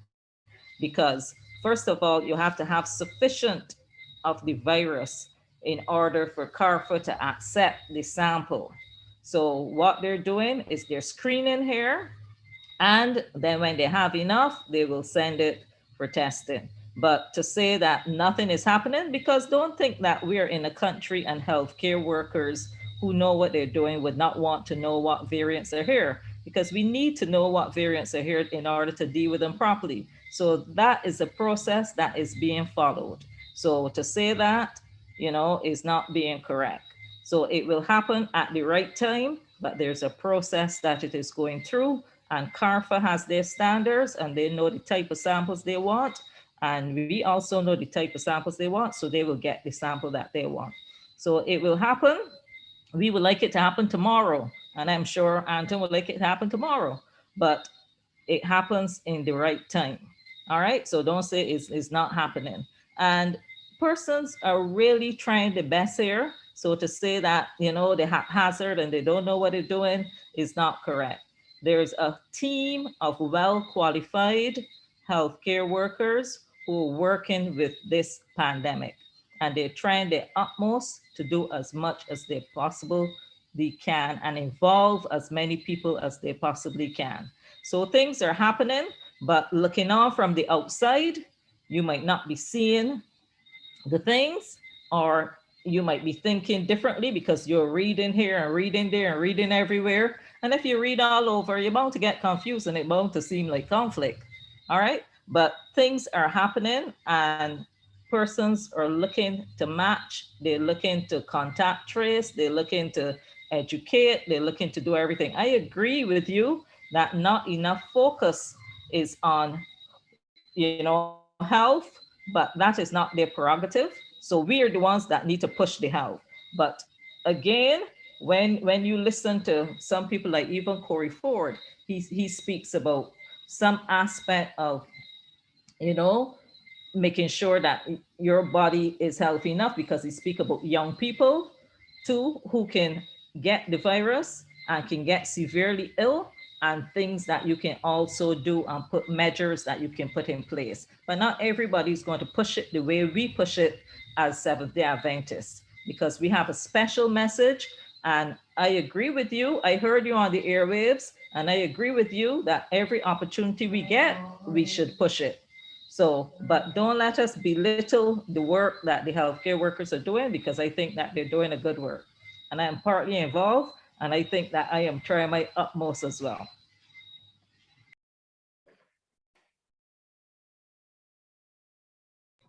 Brother Joe. Brother Joe. There are Joe. Joe, your turn, please.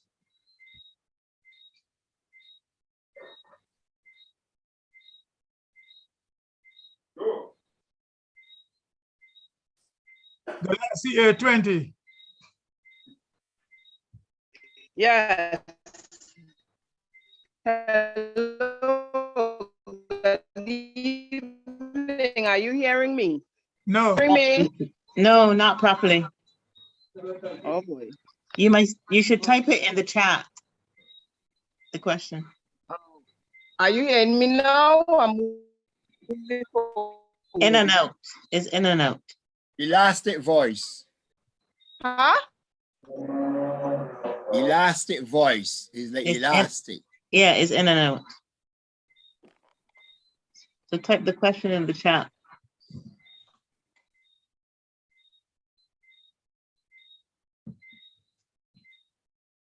Brother Moderator. Yes. This question is for the environmental health specialist. What is the relationship of megacities to climate change, if there is a relationship? All right. Elder Griggs, you heard the question, the relationship of megacities to climate change. Go ahead. The nature of megacities, in actual fact, are very conducive to climate change in that they are large clusters of persons and industries actually associated with these megacities. And this is where the greenhouse gases will proliferate. Now, in the industries, like I said yesterday, the expression of carbon or the carbon issues, as well as, well, to less well, not to less extent, but methane, but definitely carbon is what we're focusing on, especially in megacities, because of the large, like I said, the industrial areas are associated with the megacities. And of course, you can step down also to the transportation, especially the gasoline propelled engines. And therefore, this have a pronounced effect. And that's why you see that these megacities, when they are doing studies, they point out very carefully that persons in these type of environments are at bigger risk in many instances directly for being impacted by these gases. Not only that, you also have nitrogen issues. Therefore, they themselves also create another problem. But by and large, because of the large, especially, for example, power plants, for example, is a major source of greenhouse gases. As a result, then, with the major or the large megacities, where is Mexico, where is over in say Mumbai in India, there in New York, wherever. These are where many problems do occur or spring from. So I would put it that way, Brother Jeffrey. Thank you. Would the reforestation in any way lessen the impact? Well, what happens is we call reforestation, and many other instances like carbon sinks. That is, we know that trees in actual fact would absorb the carbon dioxide. So that is why a lot of emphasis, even in Barbados, you remember a couple of years ago, we began to plant a lot of trees along the ABC highway. We talk about green spaces because of the impact or the effect that the vegetation can have on carbon, absorption of carbon.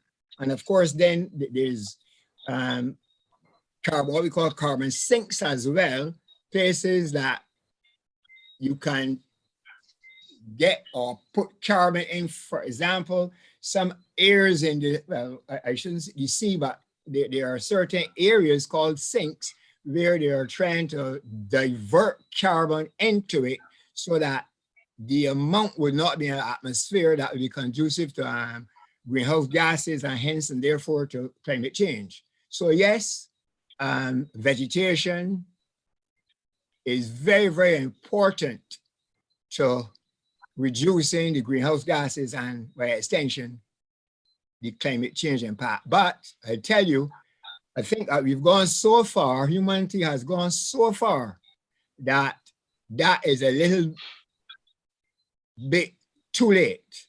And as you know, the pressure is now on for electric vehicles so that there can be reduction also of the exhaust of vehicles generally.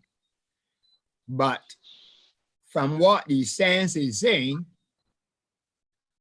since there has been this overwhelming impact on the earth for so many years, it seems as if all the effort now that is being made to quote unquote reverse seems to be really not happening, because the 2.5% that this threshold that they say that they won't go past, or else it means that many of the world megacities that you're talking about might be inundated.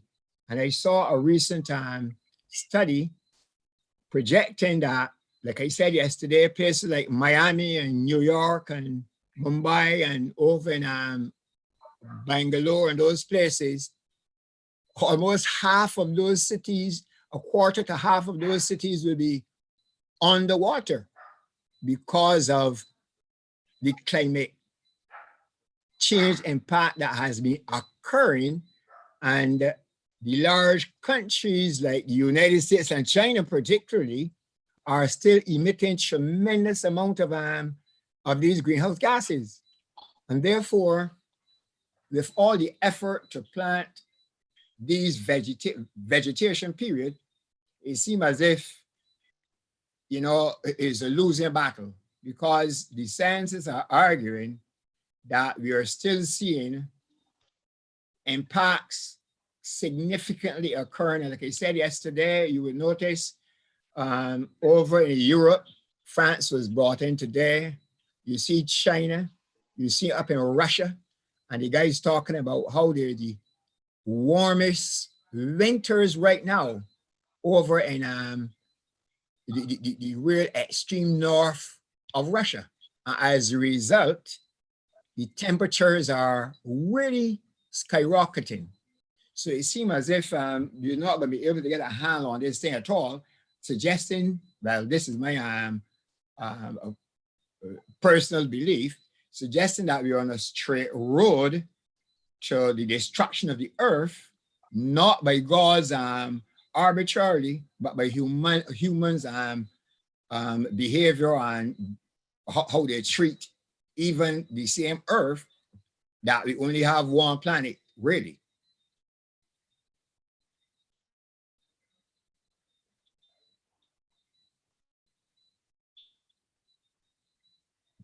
Okay, thank you, Brother Austin.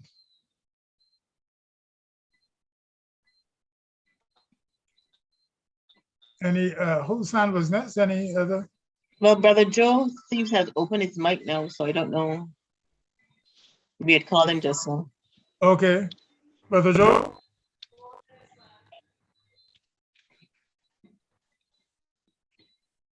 No. Brother Joe? Yes, Dr. Good evening from Ghana. Hello? Can you hear me? Who's this person? person? Can you hear me well? Can you hear me well? I'm Joe. I'm Joe from Ghana. Oh, Joe from Ghana. Joe from Guyana? Ghana. From Ghana. Africa. Okay, okay. Go ahead, Joe, from Ghana.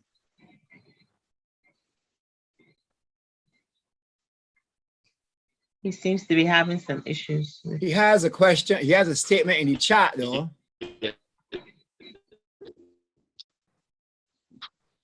From Ghana, Africa. Okay. For more than 2 years, I am an Adventist and I love Christ. Concerning the global movement ongoing, and I wish I can arrange a Zoom meeting with your congregation and share what I have received from the Lord with your congregation. I saw the pandemic clearly written in the Bible, the book of Revelation. I saw the vaccine clearly in the book of Revelation. I saw the COVID-19 all written in the book of Revelation. And I have written a long information on that to share to the Adventist world in general, to the whole world. Just this afternoon, I came online to download your videos meeting. I've watched and I've listened to your points as to what constitutes the truth behind the global movement that is trying to vaccinate the entire world. I have sent you an email through your message line, but I have not received any reply yet. I wish if you can arrange a Zoom studies with me so that what I have seen concerning this global vaccination, so that I can reveal it to you, and then you can also study it among the congregation and see what is coming to happening as the world is trying to push the same agenda. When I saw this in the book of Revelation, I was shocked. By the time that we are living in it, the beast is making a war against all the saints. But through much prayers and much confession of sins, the Lord has revealed something to me deep, very deep. And I want to share it with your congregation. If you can arrange a Zoom meeting on that, I call you to ask permission from you on that.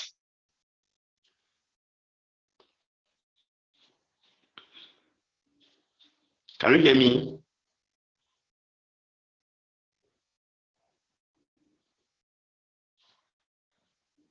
Can you hear me? Yes, we heard you, sir. We heard you, Joe. I don't know whether you have understood my points, or if you really understood what I was trying to communicate to you.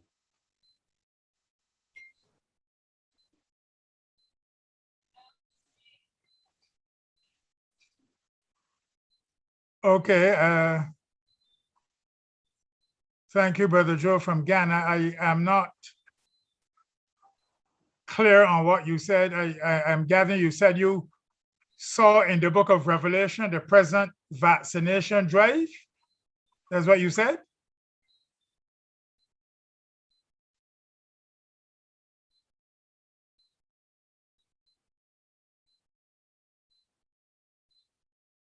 Anyhow, I think Bless the Lord hand was next. Now, Dr. Though he says that he communicated with you and he want an open forum with you. Yes. That's what I gather. A Zoom meeting, he said. I wish I can.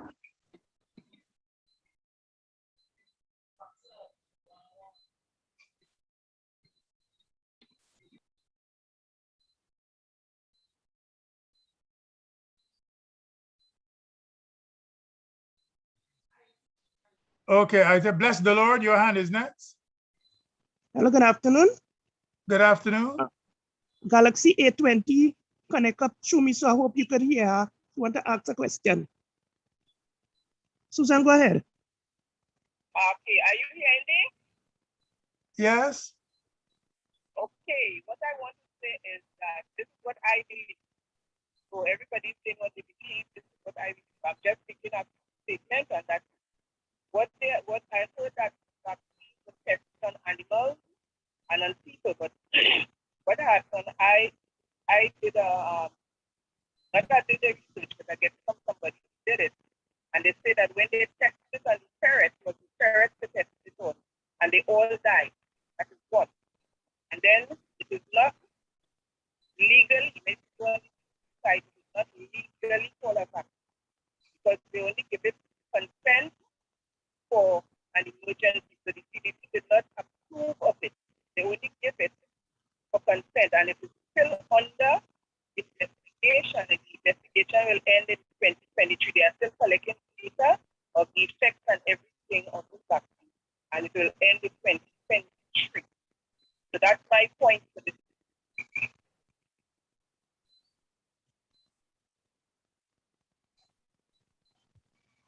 I didn't understand much of what you said.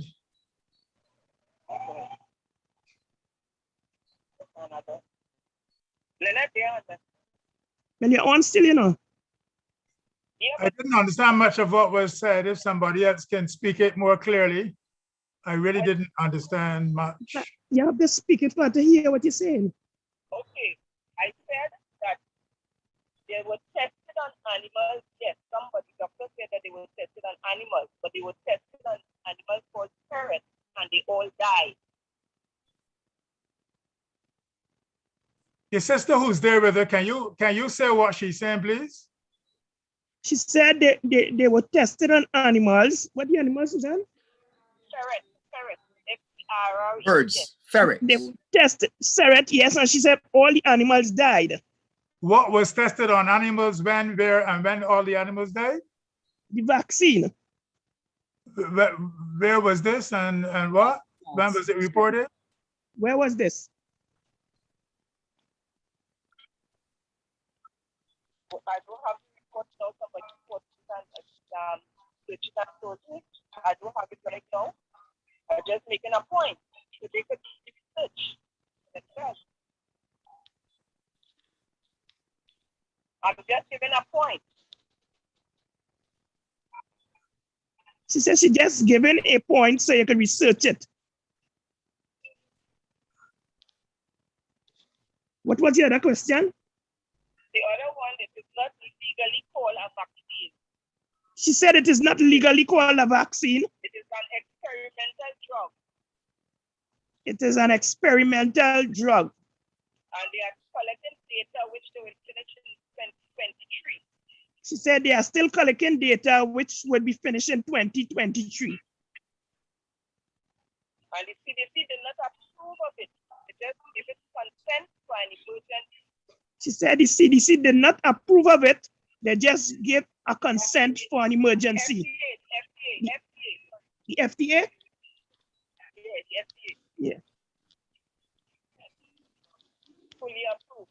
It's just for consent because of an emergency. You understand the statement? Yeah, I am understanding, and all of this is incorrect. All of this is the conspiracy that people have been passing around on social media. But these vaccines have been approved. Obviously, they have to be emergency use because it was brought into effect very quickly, and lots of other vaccines were brought into emergency use like that until eventually they were used fully. So that is nothing new in terms of emergency use. And I don't know anything about any animals being killed because you can't move on to humans if it's not successful in animals. So these vaccines have been successful in animals in order to move on to humans. If I could just interject there, Sister Carmita. I've just pulled up the ferret and COVID vaccine, what she's referring to. Listen carefully. And you will see what, misinformation is a dangerous thing. While no adverse effects related to the ferret inoculation have been discovered, the researchers still left a third unvaccinated in case any long-term impacts cropped up. The vaccinated ferrets currently maintain coronavirus antibodies, but those antibodies are showing signs of decreasing over time. And that is what the Google tells us about COVID-19 and ferrets. So no ferrets died, ferrets died a free animal rather, No Friday saying die because of anything. So my sister there from Trinidad, you must get, it's always important to fact check things. We like to run with things, and as a result, we spread disinformation or misinformation rather than checking to see what the issues are. So anybody could check that really. Thank you.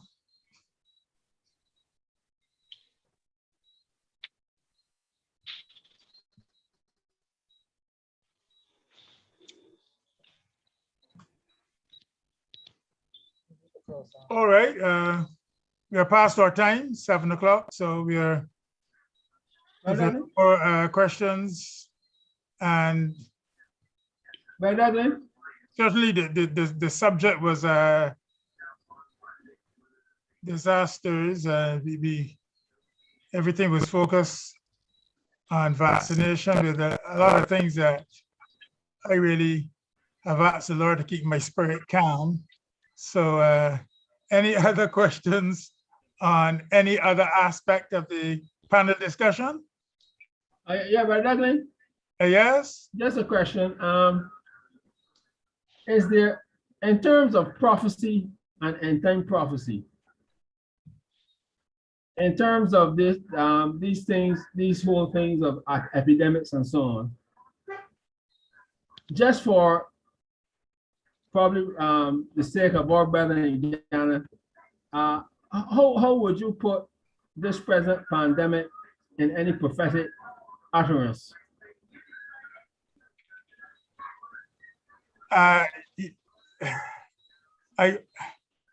Look, listen to me carefully. Good. Jesus has already said there will be famines and pestilences, okay?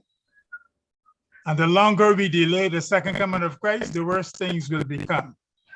Christ could have come in any generation that had been ripened. For example, a couple of years after 1880, had the people been ready, he would have come. And this wouldn't have happened. So none of these things have a specification. When prophetic time ended in 1844, everything was dependent on a people of God ripening for the harvest. Our delay increases the fallout of evil. Our main priority is to ripen for the harvest. I preach a whole sermon on this, people looking at externals and devising and saying all sorts of things, when in fact, since 1844, when prophetic time ended, and all the signs have been fulfilled, specific signs for the second coming of Christ, what the Lord has been waiting on is not another pandemic or another vaccination trial, but on a people to ripen for the harvest. I think that summarizes my thoughts on a lot of matters that have been thrown about without basis. But I thank you for your discussions. Of course, we're going to close in a minute. Don't forget this week, last week before camp or Wednesday night for service. I think Tuesday night there's the usual check-all session, and Thursday the other session with the Ryan. And then of course Friday night, our opening ceremony on Zoom. And then Sabbath morning, our camp begins in full. Don't miss our opening ceremony, because we're going to be dealing with our introductory theme message will be very clearly as to what the Lord wants of us. Friday night, 7:30, opening ceremony on Zoom. This same link, this same number, 393-840-7674. And then Sabbath morning, our camp begins in full. And during this week, of course, our sessions, and don't forget, this week, let it be a week of prayer for our camp meeting. So God bless you all as we look forward to and prepare for and pray for our upcoming camp meeting, and as we participate in our sessions this week. And remember the Wednesday night prayer meeting where we can join to pray as a church for whatever issues, including the upcoming camp meeting, the pouring out of the Spirit of God, accelerated growth and ripening for the harvest. I thank you all very much. I will ask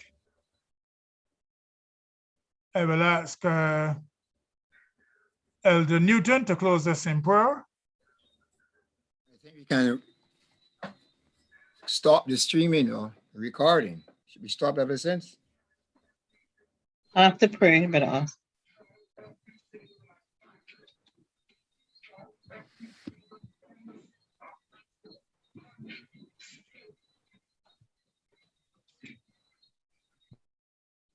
Brother Newton?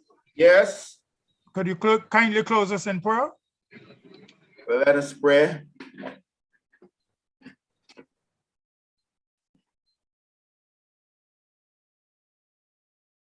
Our Father in heaven, we want to thank you for the blessings of this day, the blessings of the weekend, the Sabbath, and now this afternoon's program. We thank you for the issues raised and the information conveyed. We pray that you will help us to have a better understanding of these matters so we can make right decisions as it relates to our health, our properties, our lives, and also our rights and our responsibilities as citizens of the earth, and yet citizens of the kingdom of grace, preparing for the kingdom of glory. So we thank you for those who have contributed, those who participated, those who brought information and enlightenment. Pray that you will continue to help us so that all questions can ultimately be answered. Prepare us for the final events and the coming of Christ. Prepare us for the upcoming camp. Bless every soul, every individual, all those presenting, everyone involved, whether it's the adults or the children, the youth. Make it meaningful to all. Help us all to develop an interest in these things and understand that we are definitely moving into another phase of prophecy fulfillment, when everything in the earth will be in upheaval, turmoil, uncertainty, and doubt. And situations will arise. Some will be orchestrated to bring the world to a point where it will be felt that the only solution is the religious solution, and that the religious authorities are the only ones qualified to solve the problems, and a particular religious ordinance is needed to bring people back to the ways of truth and righteousness. So help us to be focused, to be vigilant, but also to do what lies in our power with a sense of urgency to prepare for what is to come. Bless each individual, bless our families, our children, our church, our people, wherever we are, and advance us forward as we seek to prepare for what lies ahead. May we be urgent in these preparations. In Jesus' name, amen. Amen.